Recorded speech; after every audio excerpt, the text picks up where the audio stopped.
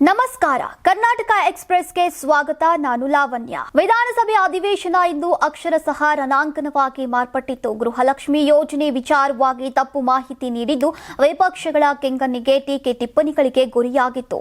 ಸದನದಲ್ಲಿ ಮಹಿಳಾ ಮತ್ತು ಮಕ್ಕಳ ಕಲ್ಯಾಣ ಇಲಾಖೆಯ ಸಚಿವೆ ಲಕ್ಷ್ಮಿ ಹೆಬ್ಬಾಳ್ಕರ್ ಸ್ಪಷ್ಟನೆಗೂ ವಿಪಕ್ಷದವರು ಕೆಂಡಾಮಂಡಲರಾಗಿದ್ರು.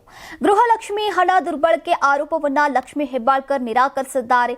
ಹಣವನ್ನ ಬೇರೆ ಕಡೆಗೆ ವರ್ಗಾಯಿಸಲಾಗಿಲ್ಲ ಅಥವಾ ಯಾವುದೇ ದುರುಪಯೋಗವಾಗಿಲ್ಲ ಅಂತ ಕ್ಲಾರಿಟಿ ಕೊಟ್ಟಿದ್ದಾರೆ. ಮತ್ತು ಗೃಹಲಕ್ಷ್ಮಿ ಯೋಜನೆಯ 2 ತಿಂಗಳ ಹಣ ಪಾವತಿಯಲ್ಲಿ ವಿಳಂಬವಾಗಿ ಆಗಿರುವುದನ್ನು ಒಪ್ಪಿಕೊಂಡಿದ್ದಾರೆ.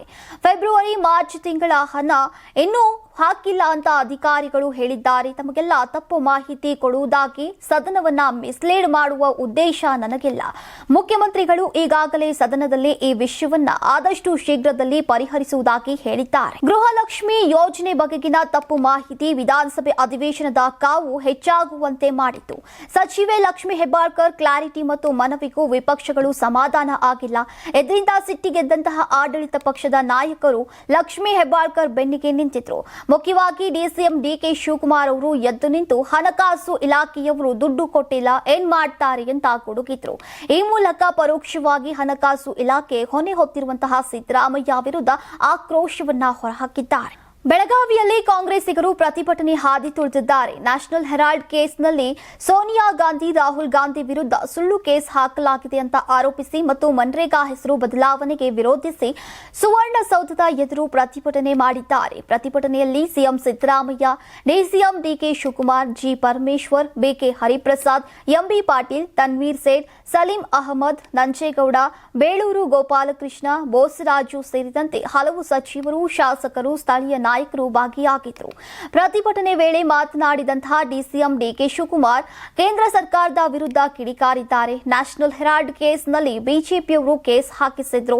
ಸುಬ್ರಹ್ಮಣ್ಯಂ ಸ್ವಾಮಿ ಕಂಪ್ಲೇಂಟ್ ಅನ್ನ ಕೊಟ್ಟರು. ನನಗೂ ನನ್ನ ತಮ್ಮನಿಗೂ ನೋಟಿಸ್ ಅನ್ನ ಕೊಟ್ಟಿದ್ರು. ದಿವಂಗತ ಶಾಮನೂರು ಕುಟುಂಬಸ್ಥರು ಯಂಗ್ ಇಂಡಿಯಾಗೆ ದುಡ್ಡು ಕೊಟ್ಟಿದ್ರು.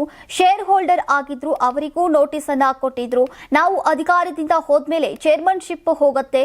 ಕಾಂಗ್ರೆಸ್ ಭವನ ಟ್ರಸ್ಟ್ಗೆ ನಾನು ಸಿಎಂ ಅಧ್ಯಕ್ಷರು ಮತ್ತು ಮೆಂಬರ್. ಹಾಗಂತ ಕಾಂಗ್ರೆಸ್ ಆಸ್ತಿ ನಮ್ಮ ಆಸ್ತಿ ಆಗೋಯ್ತಾ ಅಂತ ಡಿಕೆಶಿ ಅವರು ಗುಡುಗಿದ್ದಾರೆ. ಗ್ರಾಮೀಣ ಭಾಗದಲ್ಲಿ ಕೃಷಿ ಮಾಡ್ತಿರುವಂತಹ ಯುವಕರಿಗೆ ಮದುವೆ ಆಗೋಕೆ ಹೆಣ್ಣು ಸಿಗ್ತಾ ಇಲ್ಲ.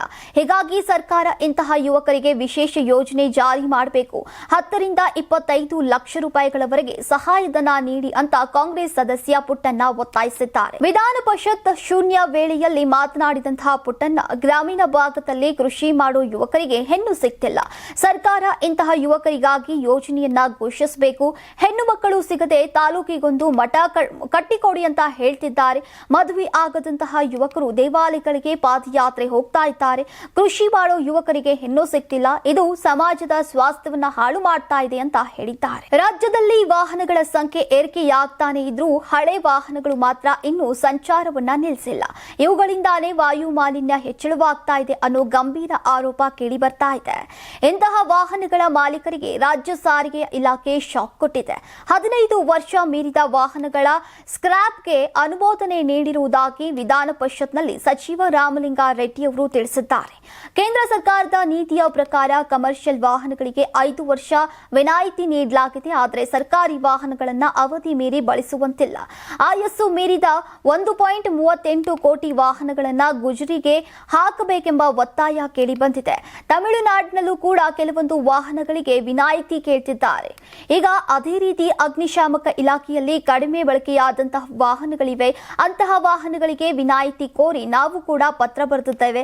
15 ವರ್ಷ ಮೀರಿದ ಬಸ್ಗಳು ನಿಗಮದಲ್ಲಿ ಇಲ್ಲ ಅಂತ ರಾಮಲಿಂಗಾರೆಡ್ಡಿ ಅವರು ಸ್ಪಷ್ಟನೆ ಕೊಟ್ಟಿದ್ದಾರೆ. ರಾಜ್ಯದಲ್ಲಿ ಶಾಲಾ ಕಾಲೇಜುಗಳ ಸಮಯ ಬದಲಾಗುವ ಸಾಧ್ಯತೆ ಇದೆ. ಈ ಬಗ್ಗೆ ಮಕ್ಕಳ ಹಕ್ಕುಗಳ ರಕ್ಷಣಾ ಆಯೋಗ ಶಾಲಾ ಶಿಕ್ಷಣ ಮತ್ತು ಸಾಕ್ಷರತಾ ಇಲಾಖೆಗೆ ಪತ್ರ ಬರೆದಿದೆ. ಕರ್ನಾಟಕದಲ್ಲಿ ಚಳಿಗಾಲ ತೀವ್ರಗೊಳ್ತಾ ಇರುವಂತಹ ಹಿನ್ನೆಲೆಯಲ್ಲಿ ಮಕ್ಕಳ ಸುರಕ್ಷತೆಗೆ ಆದ್ಯತೆ ನೀಡಿ ಎಲ್ಕೆಜಿಯಿಂದ ಪಿಯುಸಿವರೆಗೆ ಟೈಮಿಂಗ್ ಚೇಂಜ್ ಮಾಡುವಂತೆ ಮನವಿಯನ್ನ ಮಾಡಿದ್ದಾರೆ. ರಾಜ್ಯದ ಹಲವು ಜಿಲ್ಲೆಗಳಲ್ಲಿ ತಾಪಮಾನ ಗಣನೀಯವಾಗಿ ಕುಸಿದಿದ್ದು ಮಕ್ಕಳ ಆರೋಗ್ಯದ ಮೇಲೆ ಪರಿಣಾಮ ಬೀರ್ತಾ ಇದೆ ಅಂತ ಆಯೋಗ ಆತಂಕವನ್ನ ವ್ಯಕ್ತಪಡಿಸಿದೆ. ಹವಾಮಾನ ಇಲಾಖೆ ಮುನ್ಸೂಚನೆಯ ಪ್ರಕಾರ ರಾಜ್ಯದ 14 ಜಿಲ್ಲೆಗಳಲ್ಲಿ ಶೀತಗಾಳಿ ಕಾಣಿಸಿಕೊಳ್ಳುವ ಸಾಧ್ಯತೆ ಇದೆ. ಉತ್ತರ ಒಳನಾಡು ಮತ್ತು ಕಲ್ಯಾಣ ಕರ್ನಾಟಕದ ಜಿಲ್ಲೆಗಳಲ್ಲಿ ತಾಪಮಾನ ತೀವ್ರವಾಗಿ ಕುಸಿದಿದ್ದು ಬೆಳಗ್ಗೆಯೇ ದಟ್ಟ ಮಂಜು ಮತ್ತು ಚಳಿ ಆವರಿಸ್ತಾ ಇದೆ. ಮಕ್ಕಳು ಬೆಳಗ್ಗೆ ಬೇಗ ಶಾಲೆಗೆ ಹೋಗುವುದರಿಂದ ಆರೋಗ್ಯಕ್ಕೆ ಹಾನಿ ಅಂತ ಮನವಿ ಪತ್ರದಲ್ಲಿ ಉಲ್ಲೇಖಿಸಲಾಗಿದೆ. ಅಪ್ರಾಪ್ತೆಗೆ ಲೈಂಗಿಕ ದೌರ್ಜನ್ಯ ಆರೋಪದಡಿ ಜಾನಪದ ಗಾಯಕ ಮ್ಯೂಸಿಕ್ ಮೈಲಾರಿಯನ್ನ ಮಹಾಲಿಂಗಪುರ ಪೊಲೀಸರು ಬಂಧಿಸಿದ್ದಾರೆ. ಕೊಪ್ಪಳ ಜಿಲ್ಲೆಯ ಯಲಬುರ್ಗಾ ತಾಲೂಕಿನ ಕುಡಗುಂಟಿ ಗ್ರಾಮದ ನಿವಾಸಿಯಾದಂತಹ ಮೈಲಾರಿ ಬೆಳಗಿನ ಜಾವ 5 ಗಂಟೆ ಸುಮಾರಿಗೆ ತಿಕೋಟಾದಿಂದ ವಿಜಯಪುರಕ್ಕೆ ಪ್ರಯಾಣಿಸ್ತಾ ಇದ್ರು. ಆ ವೇಳೆ ಅರೆಸ್ಟ್ ಅನ್ನ ಮಾಡಲಾಗಿದೆ. ಬಾಗಲಕೋಟೆ ಜಿಲ್ಲಾ ಎಸ್ಪಿ ಸಿದ್ಧಾರ್ಥ ಗೋಯಲ್ ಅವರು ಈ ಬಂಧನವನ್ನ ದೃಢಪಡಿಸುತ್ತಾರೆ. 2025 ಅಕ್ಟೋಬರ್ 24ರಂದು ಬಾಗಲಕೋಟೆ ಜಿಲ್ಲೆಯ ಮಹಾಲಿಂಗಪುರ ಪೊಲೀಸ್ ಠಾಣಾ ವ್ಯಾಪ್ತಿಯಲ್ಲಿ ಬಾಲಕಿ ಮೇಲೆ ಲೈಂಗಿಕ ದೌರ್ಜನ್ಯ ನಡೆದಿದೆ ಅಂತ ಆರೋಪಿಸಲಾಗಿದೆ. ಬೆಳಗಾವಿ ಜಿಲ್ಲೆಯ ಗ್ರಾಮವೊಂದರಲ್ಲಿ ಆರ್ಕೆಸ್ಟ್ರಾ ಕಾರ್ಯಕ್ರಮದಲ್ಲಿ ಮ್ಯೂಸಿಕ್ ಮೈಲಾರಿ ಆಗಮಿಸಿದ್ರು. ಅದೇ ಕಾರ್ಯಕ್ರಮದಲ್ಲಿ ಬೆಳಗಾವಿ ಮೂಲದ ಅಪ್ರಾಪ್ತೆ ಡ್ಯಾನ್ಸ್ ಮಾಡಕ್ಕೆ ಬಂದಿದ್ರಂತೆ. ಈ ಕಾರ್ಯಕ್ರಮದ ವೇಳೆ ಮೈಲಾರಿ ಸೇರಿ 7 ಜನರು ಬಾಲಕಿಯನ್ನ ಲಾಡ್ಜ್ಗೆ ಕರೆದೊಯ್ದು ಲೈಂಗಿಕ ದೌರ್ಜನ್ಯ ಎಸಗಿದ್ದಾರೆ ಅಂತ ದೂರಿನಲ್ಲಿ ಉಲ್ಲೇಖಿಸಿದ್ದಾರೆ. ಕೇಂದ್ರ ಸರ್ಕಾರದ ವಿರುದ್ಧ ಕನ್ನಡ ಪರ ಸಂಘಟನೆಗಳು ಪ್ರತಿಭಟನೆ ನಡೆಸಿವೆ. ಮಂಡ್ಯದ ಸಂಜಯ್ ವೃತ್ತದಲ್ಲಿ ದೇವರಾಜು ಅರಸು ಹಿಂದುಳಿದ ವರ್ಗಗಳ ವೇದಿಕೆಗಳಿಂದ ಪ್ರತಿಭಟನೆಗೆ ಮುಂದಾಗಿದ್ರು. ಬೆಂಗಳೂರು ಮೈಸೂರು ಹೆದ್ದಾರಿ ತಡೆದು ಘೋಷಣೆ ಕೂಗಿ ಆಕ್ರೋಶವನ್ನ ಹೊರಹಾಕಿದ್ದಾರೆ. ಕೇಂದ್ರ ಸರ್ಕಾರದಿಂದ ನಿರಂತರವಾಗಿ ಕರ್ನಾಟಕಕ್ಕೆ ಅನ್ಯಾಯ ಆಗ್ತಾ ಇದೆ. ತೆರಿಗೆ ಹಂಚಿಕೆಯಲ್ಲಿ ವಂಚನೆ, ಮೇಕೆದಾಟು ಯೋಜನೆ ಅನುಷ್ಠಾನ, ಭದ್ರಾ ಮೇಲ್ಕಂಡೆಗೆ ಅನುದಾನ ಬಿಡುಗಡೆ, ರಾಷ್ಟ್ರಕವಿ ಕುವೆಂಪು ಅವರಿಗೆ ಭಾರತ ರತ್ನ ಗೌರವ, ಕೇಂದ್ರ ಪುರಸ್ಕೃತ ಯೋಜನೆಗಳಿಗೆ ಅನುದಾನ ನೀಡುವಂತೆ ಆಗ್ರಹಿಸಿದ್ದಾರೆ. ತುಮಕೂರು ಜಿಲ್ಲೆ ತಿಪಟೂರು ತಾಲೂಕಿನ ಹಲವು ಗ್ರಾಮಗಳಲ್ಲಿ ಚಿರತೆ ಹಾವಳಿ ಹೆಚ್ಚಾಗಿತ್ತು. ಯಡೇಹಳ್ಳಿ ಗ್ರಾಮದ ಭಾರತಮ್ಮ ತೋಟದ ಮನೆಯಲ್ಲಿ ಮೇಕೆಗಳ ಮೇಲೆ ದಾಳಿ ನಡೆಸಿತ್ತು.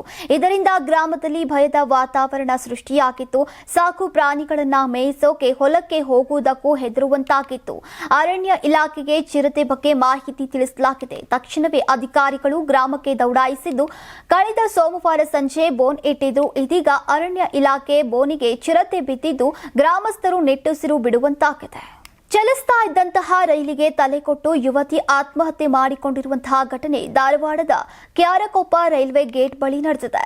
ಬಳ್ಳಾರಿ ಮೂಲದ 24 ವರ್ಷದ ಪಲ್ಲವಿ ಆತ್ಮಹತ್ಯೆಗೆ ಶರಣಾಗಿದ್ದಾರೆ. ಪಲ್ಲವಿ ಸ್ಪರ್ಧಾತ್ಮಕ ಪರೀಕ್ಷೆಯಲ್ಲಿ ಸಿದ್ಧತೆಗಾಗಿ ಧಾರವಾಡಕ್ಕೆ ಬಂದಿದ್ಲು ಎನ್ನಲಾಗಿದೆ. ಯುವತಿ ಸಾವಿನ ಬಗ್ಗೆ ಅನುಮಾನ ವ್ಯಕ್ತವಾದ ಹಿನ್ನೆಲೆಯಲ್ಲಿ ಪರಿಶೀಲಿಸಿದಾಗ ಆಕೆಯ ಪ್ಯಾಂಟ್ ಜೇಬ್ನಲ್ಲಿ ಡೆತ್ ನೋಟ್ ಪತ್ತೆಯಾಗಿದೆ. ತಂದೆ ತಾಯಿ ಬಗ್ಗೆ ಆಕೆ ಅಸಮಾಧಾನವನ್ನ ವ್ಯಕ್ತಪಡಿಸಿದ್ದಾಳೆ. ನನಗೆ ಯಾವತ್ತೂ ನೀವು ಪ್ರೀತಿಯನ್ನ ನೀಡಲಿಲ್ಲ. ಹಾಸ್ಟೆಲ್ನಲ್ಲೇ ನನ್ನನ್ನ ಬೆಳೆಸಿದ್ದೀರಿ. ನನ್ನ ಬೇಕು ಅಥವಾ ಬೇಡುಗಳನ್ನ ನೀವು ಕೇಳದ ಕಾರಣ ನಾನು ನೋವು ಅನುಭವಿಸ್ತಾ ಇದ್ದೇನೆ ಅಂತ ಬರೆದಿದ್ದಾಳೆ. ಇನ್ನು ಪ್ರೀತಿಸ್ತಾ ಇದ್ದಂತಹ ಯುವಕನ ಬಳಿ ಪಲ್ಲವಿ ಕ್ಷಮೆ ಕೇಳಿದ್ದಾಳೆ. ನಮ್ಮವರು ನಿನ್ನೊಡನೆ ಬದುಕೋಕೆ ಅವಕಾಶ ಕೊಡಲಿಲ್ಲ. ಇದರಿಂದಾಗಿ ನನ್ನ ಮನಸ್ಸಿಗೆ ನೋವಾಗಿದೆ. ನನ್ನನ್ನ ಕ್ಷಮಿಸು. ಈ ನನ್ನ ಸಾವಿಗೆ ನಾನೇ ಕಾರಣ ಅಂತ ಪಲ್ಲವಿ ಸ್ಪಷ್ಟವಾಗಿ ಉಲ್ಲೇಖಿಸಿದ್ದಾಳೆ. ನೀವು ಸಣ್ಣ ಆಗ್ಬೇಕಲ್ವಾ? ಅದು ಒಂದು ಉತ್ತಮ ಆಹಾರದಿಂದ ಸಣ್ಣ ಆಗ್ಬೇಕಲ್ವಾ? ಪ್ರತಿದಿನ ನಮ್ಮ ಜೀನಿ ಸ್ಲಿಮ್ ನ ಯೂಸ್ ಮಾಡಿ ಯಾವುದೇ ಸೈಡ್ ಎಫೆಕ್ಟ್ ಇಲ್ದಂಗೆ ನೀವು ಸಣ್ಣ ಆಗ್ತೀರಾ. ಯಾರಾಗ್ತಾರೆ ಎಂಎಲ್ಎ ಅಭ್ಯರ್ಥಿ 2028 ಶೀಘ್ರದಲ್ಲೇ. ಪ್ರತಿದಿನ ಒಂದೊಂದು ಕ್ಷೇತ್ರದ ಟಿಕೆಟ್ ಆಕಾಂಕ್ಷಿಗಳ ಸಂಪೂರ್ಣ ಮಾಹಿತಿ ಪೊಲಿಟಿಕಲ್ ಜರ್ನಲಿಸ್ಟ್ KM ಶಿವಕುಮಾರ್ ಅವರಿಂದ. ಕರ್ನಾಟಕದ ನಂಬರ್ 1 ಡಿಜಿಟಲ್ ಮೀಡಿಯಾ ನಿಮ್ಮ ನೆಚ್ಚಿನ ಕರ್ನಾಟಕ ಟಿವಿಯಲ್ಲಿ ಮಾತ್ರ.